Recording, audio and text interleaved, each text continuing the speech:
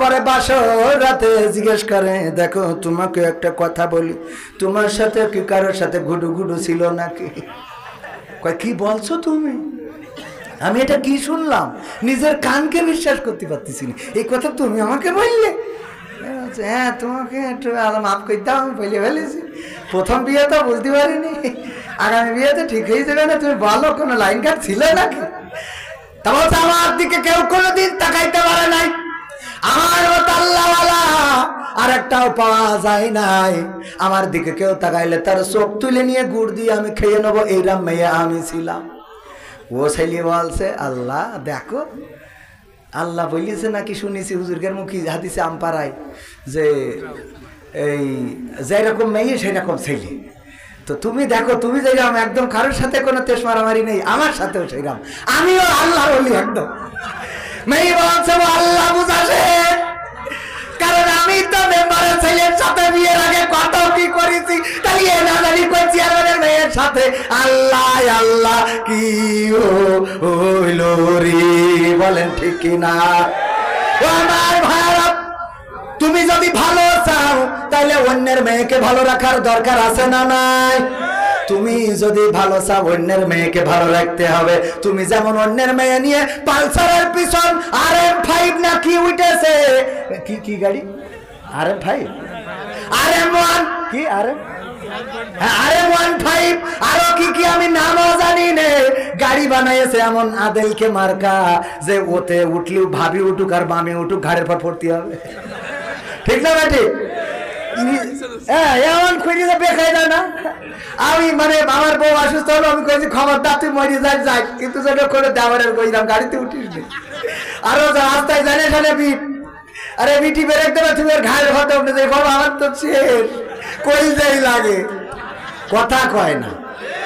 হ্যাঁ, এগুলো সব মিথ্যে বলছে। আমি বউর জন্য ভালোবাসা থাকতে হবে না, হবে না।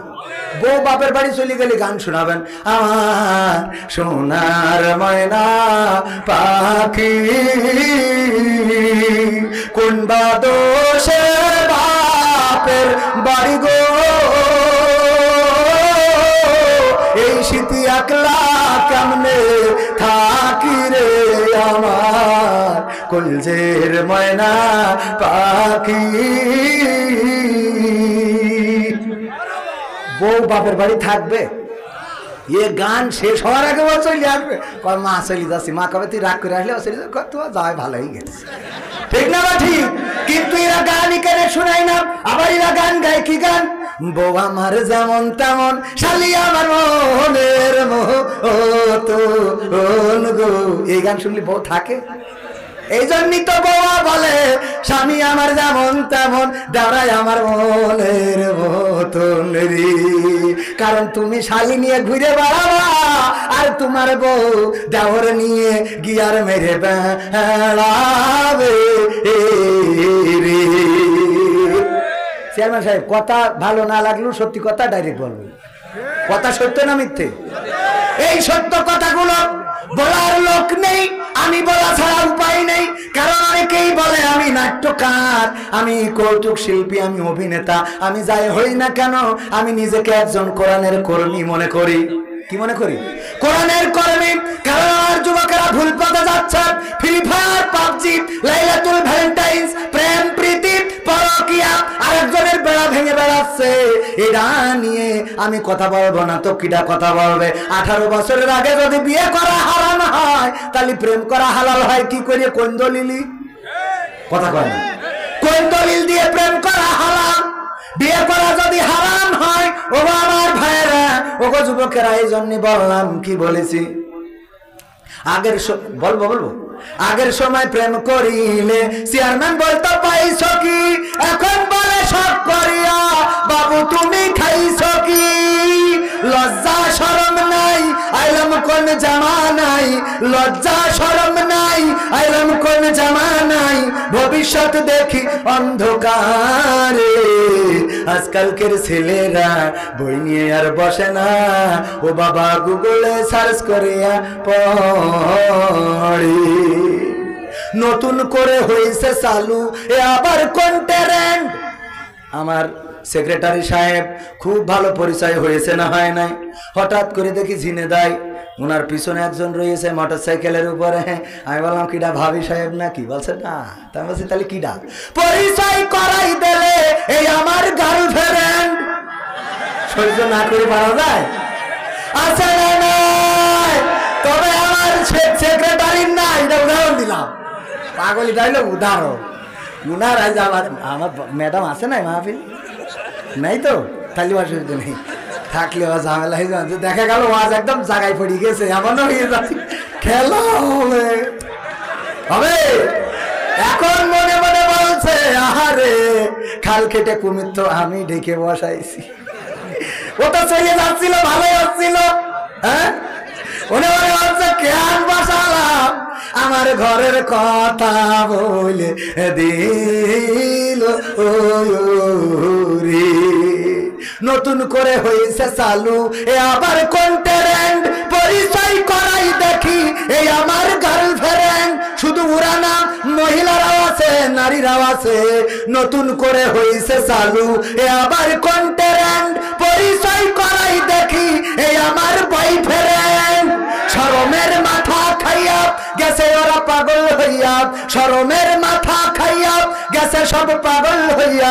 ভবিষ্যৎ দেখি অন্ধকারে, আজকালকের ছেলেরা বই নিয়ে আর বসে না, গুগলে সার্চ করে পড়ে। ওরে কালীগঞ্জের মা বোনেরা কোরআন হাদিস ধরে না, ওয়াল্লাহ টিকটকে ভিডিও ওরা করে। আছে না নাই? শুধু ওরা না, টিকটকে ভিডিও শুধু ওরা করে না, আমারও কিছু যুবক আছে কুত্তা কাটিং দেওয়া ছেলে পিলে, চুল রেখেছে এমন গুড়ার লেজের মতো করে, আবার কালার মেরিয়েছে, কিছুই কেনে লালি কেনে সাদা, এইসব করে মোটরসাইকেল একখানা আয় করে দাঁড় করাই দিয়ে তারপরে ভিডিও করতেছে। হ্যাঁ তুমি যদি আসো আমারে ভালোবাসো, তাইলে মানে আরেকজন গেইঠিস ওইটার সাথে মিলাচ্ছে। এরকম কুলাঙ্গার আছে না নাই? আমি যে হরান দিছি বাজা হুজুর থামেন, আগে ভিডিও হবে তারপর হবে।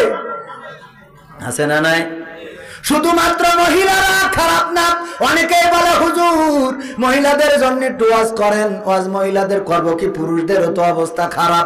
আমার আব্বা বলতে এক জায়গায় ওয়াজ করেছি, ও নারীরা তোমরা যদি পারো তোমাদের স্বামীদের চুল দিয়ে পা মুছাই দিবা। কারণ আইয়ুব আলাইহিস সালামের যখন ঘা হয়েছিল, তখন ঘা হওয়ার পরে, কুষ্ঠরোগ হওয়ার পরে যখন খুব মুসিবতে ছিল, রহিম আলাইহিস সালাম চুল দিয়ে পা মুছাই তারপরে শুইতো। এই কথা শুনে আপনার কালীগঞ্জের একজন যাইয়ে তে অমনি এক মহিলা স্বামীর চুল দিয়ে পা মুছাইয়ে শুয়েছে। শুয়ার পরে গন্ধের জ্বালায় বাঁচা যাচ্ছে না। কের গন্ধ? দুর্গন্ধ। কিসের দুর্গন্ধ? পায়খানার গন্ধ। এই পায়খানার গন্ধ কোথা থেকে আসে? এত দুর্গন্ধ। তাড়াতাড়ি করে আলো ধরালো, কারেন্ট ছিল না, হেরিকেনের আলো ধরায় খুঁজতেছে যে পায়খানার গন্ধ কোনতে আসছে। খুঁজে খুঁজে খুঁজে খুঁজে স্বামী ওই চুল টেনে ধরিয়ে শুকিয়ে বলছে তোমার চুলিতে তো আসছে। ঘটনা কি? কয় ঘটনা কি বলতে পারবা? দামোদরপুর যে ওয়াজ হইলো, ওয়াজে হুজুর বলল যদি কেউ তার স্বামীর চুল দিয়ে পা মুছাইয়ে দেয়, তাইলে যত চুল তার মাথায় আছে সম পরিমাণ সওয়াব হবে।